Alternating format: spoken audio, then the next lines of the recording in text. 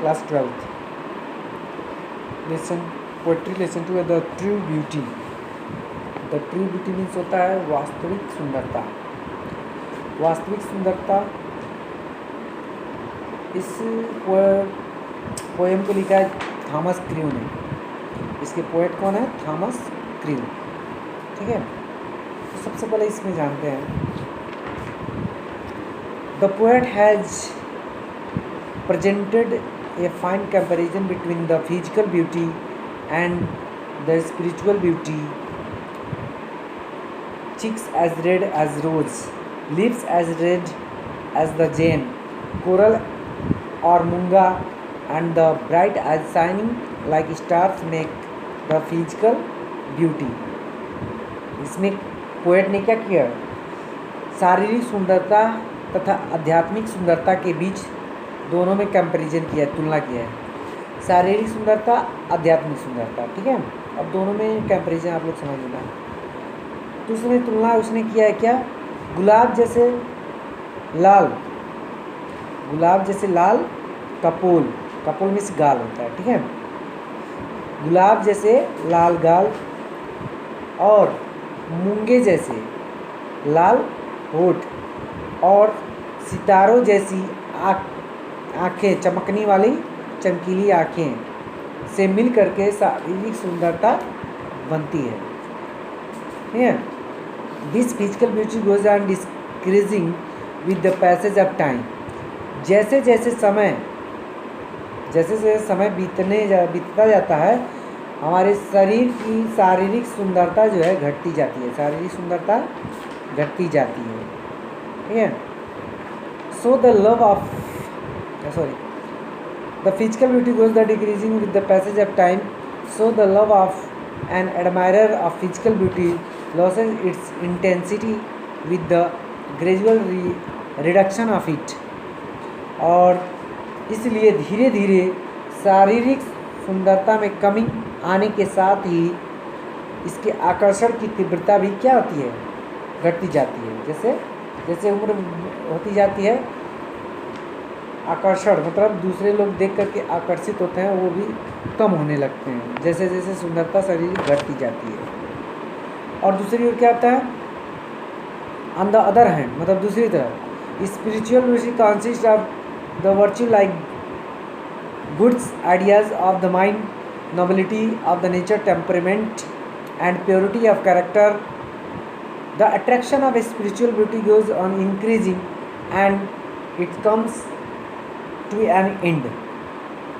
कहने का मतलब है कि दूसरी और आध्यात्मिक सुंदरता में मन के अच्छे विचार, दूसरी आध्यात्मिक सुंदरता में मन के अच्छे विचार, स्वभाव, भाव की श्रेष्ठता और चरित्र की पवित्रता जैसे गुण सम्मिलित हैं।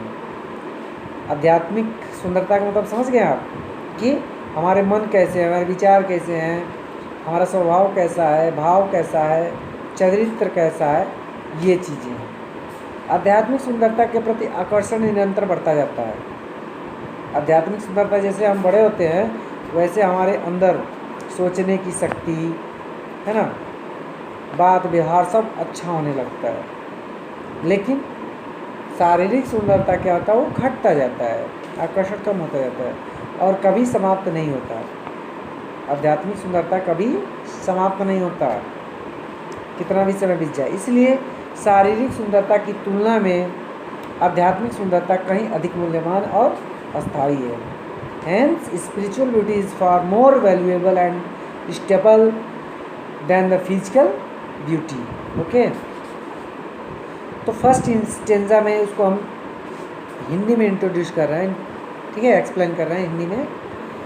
फर्स्ट स्टेंजा में जो प्रेमी अपनी प्रेयसी के गुलाबी गालों से प्यार करता है, ठीक है, इस कविता में जो है कवि ने शारीरिक सुंदरता की तुलना में आध्यात्मिक चारित्रिक सुंदरता को अधिक महत्व दिया है आध्यात्मिक सुंदरता को। ठीक है, तो जो प्रेमी अपनी प्रेयसी के गुलाबी गालों से प्यार करता है या मूंगे जैसे लाल होठों की प्रशंसा करता है या सितारों जैसी चमकने वाली आँखों में अपने प्रेम की ज्वाला को प्रज्वलित रखने के लिए ईंधन खोजता है, उसके प्रेम की ज्वाला का समाप्त हो जाना निश्चित है।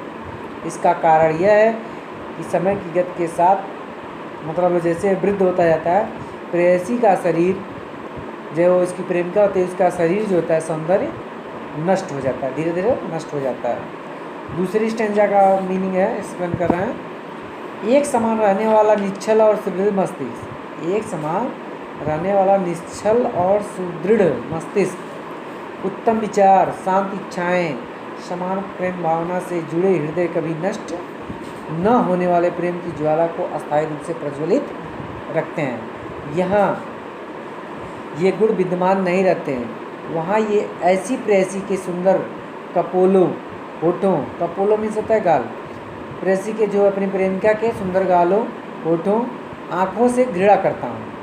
ये पोएट कर रहा है, कवि का मत है कि शारीरिक सौंदर्य पर केंद्रित प्रेम अस्थाई नहीं है। मतलब हम शरीर देख करके किसी से प्रेम अगर करते हैं तो समझ लीजिए वो अस्थाई नहीं है, वो क्षणिक है। सुंदर विचारों तथा श्रेष्ठ चरित्र पर आधारित प्रेम ही चिरस्थायी होता है। मतलब जिसके विचार, मन सब कुछ ठीक हो, बात व्यवहार सब कुछ अच्छे हों, उसी का प्रेम ही अस्थाई होता है हमें सब। ठीक है, इसको अपने